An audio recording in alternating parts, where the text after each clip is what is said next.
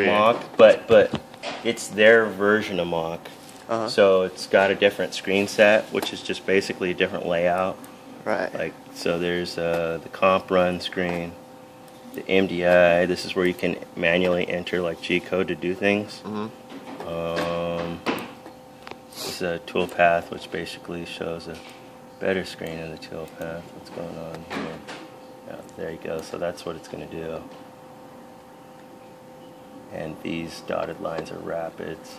Then there's offsets, basically for each tool. It needs a different offset on the Z, pretty much. And then there's different table. Is that like kind of like a backlash thing, or? No, this is each tool is a different length, so you need to tell it. Oh, gotcha. What the size is. But on top of that, you know, at the beginning at home, since see that switch up there, right? It basically has one of those on every axis, so it hits a switch, and then it knows where it is from there. So you have to home it every time you turn it on? Yeah, every time you turn it on. Gotcha. Yeah, or you can leave the computer on. Like, I like to zero everything out if I'm working on something like this. Right. I want to turn it off. Go to 0 on everything. Mm-hmm. Turn off the machine, and then turn this guy off. So everything's, so when I boot it back up, it's at 0. Yeah, it's at 0. And you can have different configs here for, say, fixtures. Like, I have different ones here, so these are different offsets for any project that I have. Like, if I had another vice over here with another project, yeah, you could just load it up, and then your 0 would be wherever you put it over there. So you could have like 3 different projects on the table. Okay. Then it's just extra little settings and stuff. And you know, you can download Mach for free. Really? Yeah, you can download Mach for free, and it will run up to, no, only need a license if you run more than 500 lines of code. If you're just manually typing G code, that's plenty. But if you are like doing some like CAD CAM, then it'll use 500 lines in a second. I don't even know how to write G code. I was gonna depend on the CAD CAM. So. Yeah, you can do that, but I mean, it's pretty easy. It's just coordinates. You know, I don't know if you like drew pictures on the computer when you're in school, like they make you plot like this first. Right. I don't know. How old are you? I'm 23. Okay, yeah. So like back in my day, like 10 years before that, they used to make you plot, but they're just numbers, coordinates. You know. Right. Probably the same thing you're doing with the manuals. But yeah, then it's got its own custom probe screen. So this is like so much to learn. Yeah, it is. But you don't need to. You know, half the stuff I don't even use. You know, this is just a quick. Like, you can plug in an accessory port there, and you can plug in this little probe. So say you wanted to find the center of the circle, you kind of get to the center and tell it go, and it will move until it hits each edge. Oh yeah, I've seen those. Yeah, and then it will automatically do that, or the center of a square on the outside. Just different little things. But you know, you'll only use probably this run menu and the offset menu if you have different tools. Then there's the ATC, which is the changer. Right. And you can put that on the 770. Can you demonstrate tool change later? Yeah, I'll do it right now, actually. We can just tell it 6 is already in there, and let's just pick 1. So 1, enter, fetch it. And it knows to put that one away. Right now it's checking where all the tools are. It only has to do that once. Oh, that's not good. What happened here? Oh, the Z, because I might need to, I can just rehome everything. It'll be okay. Reference because I've had it on for a couple days and I cheated and redid the Z. All right. It thinks it's someplace else, so I'll just do that and it should be good now. Change the jog rate. So you can use the keyboard, or you can use this little like $80 attachment, jog shuttle. So if I want to move the Z, I can do that, and I can control the speed of it. Oh, so faster. That. faster or slower. So it's like barely moving. You can barely see it there. Yeah. Let's see if she's okay now.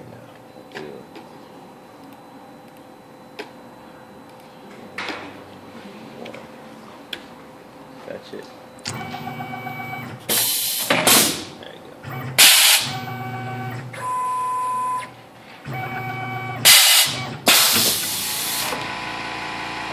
It's pretty much that simple. Wow.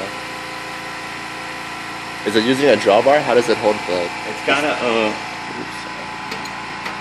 got a drawbar, but what's going on is there is a collet that's in all the time.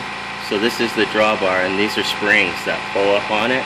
Yeah, yeah. So this guy just hammers down on it to release. Let's see, I don't know if it'll do it. You can also get, like, if you're not going to get the automatic tool changer, I'd at least recommend the automatic drawbar. Yeah. Because normally it'll come without it, but I don't know if it'll do it while it's open. There you go. So you can look up in there. There's just a collet.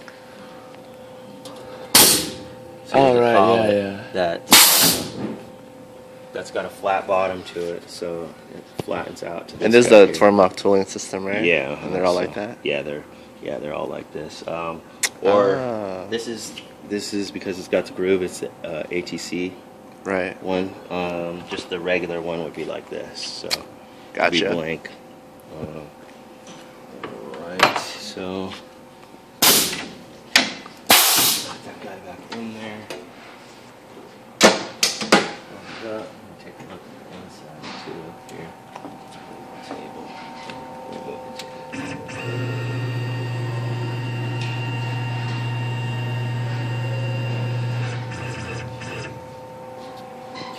Saw the driver's side. Yeah, all pretty standard stuff. That's the cool thing about it is, you know, if something breaks, you don't have to pay like a Haas guy like $300 an hour to come out to fix it.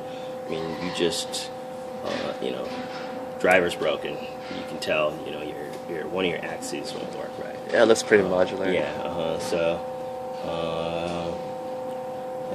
that's that. Well, what is that? That's spindle control.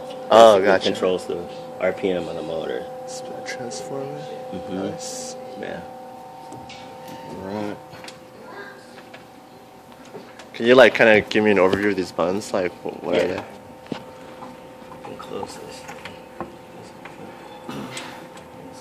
Okay, so this is coolant auto. It's on auto, so it actually listens to G code when it's like this. You can turn it off, so if you give an M command, it won't listen to it. Or you can just manually do it. Nice. Okay, leave it on auto. That turns off the computer. Down underneath, don't want to do that. Spindle control. So this is going to be your throttle, your RPM basically. Auto mode or manual. Start, stop, and forward and reverse. So I could just turn it down and put it on manual. Now it won't listen to M commands that say turn on spindle or turn off, and you can start it. And you can control your RPM right here. How fast can it go? I think 5,200 RPM is the highest. Right. But you don't want to do too much with this fly cutter in there. Yeah. It's a little out of balance right now. Okay, so stop that, and you can have reverse. This is the accessory port for like the digital or the digitizer, the probe basically. Right. This locks the spindle, and this is a load meter. So when you're cutting, you can tell if you're pushing it too hard. Like if it gets in yellow, your feed is either too fast and your RPM is too low. So you're pushing the tool, you're dragging the tool. Yep. Or vice versa. I mean, you just need more RPM, or you're just doing too powerful of a cut for the machine. You know, if you do like a full depth of cut, it'll let you know when to slow down. Yeah. Yeah, especially when you're beginning. All right, so that part's in there. Got to put this on. You can kind of probably hang over on this side if you want to see. but it is going to come back. So I'm just going to, actually I need to put that tool back in because I need to make sure my Z is right. So 6 fetch.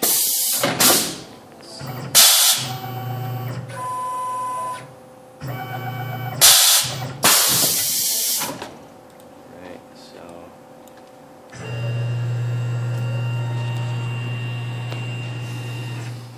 just gonna go down to my 0. This is where this guy comes in handy. Yeah, see, it's off. So I'm gonna re-0. Just get pretty close. 0, that tool, and come back up. So it's good. Alright, so hopefully since I did that there will be no craziness happening, but let's just go for it. So cycle start. So this is a little G code that I wrote just by hand. You can change the G code right here and do whatever, but it's basically just coordinates.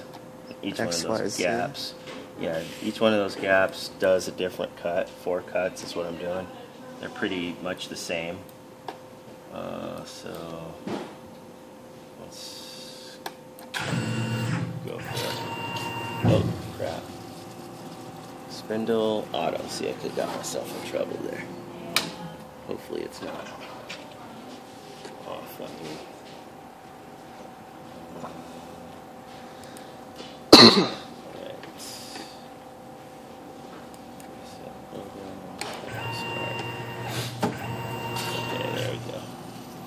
Get in there real quick.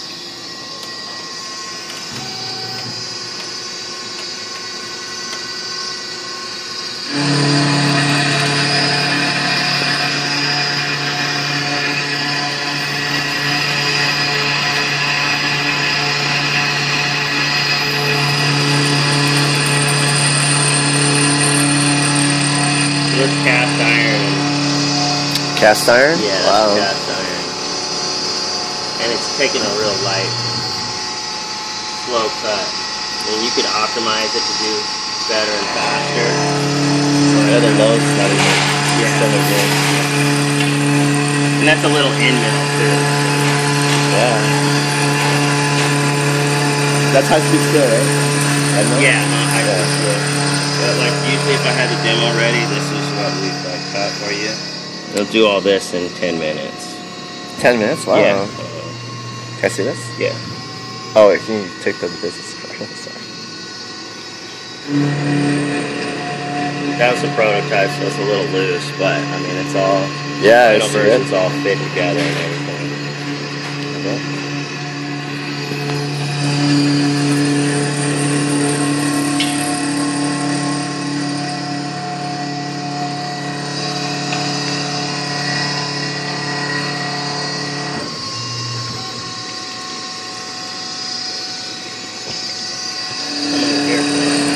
Okay.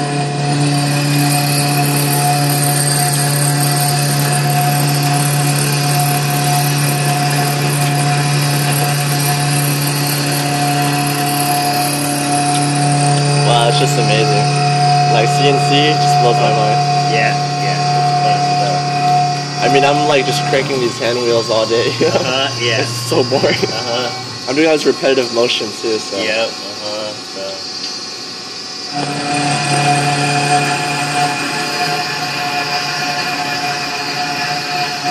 What kind of depth of cut are you doing? How much is that it? first one's like, it's a 40,000. 40,000? Yeah. That cutter, I'm not even sure what size it is. It's definitely under 3 days. But then the second cut's something like 60,000.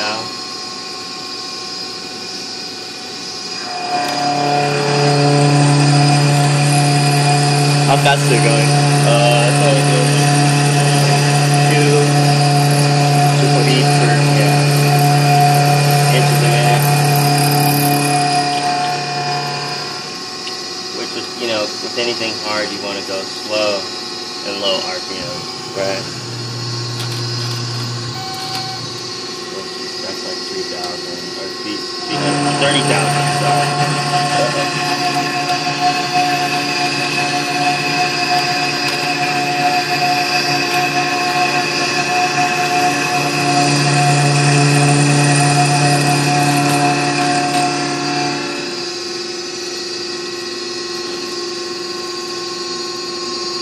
How much backlash is like this machine have?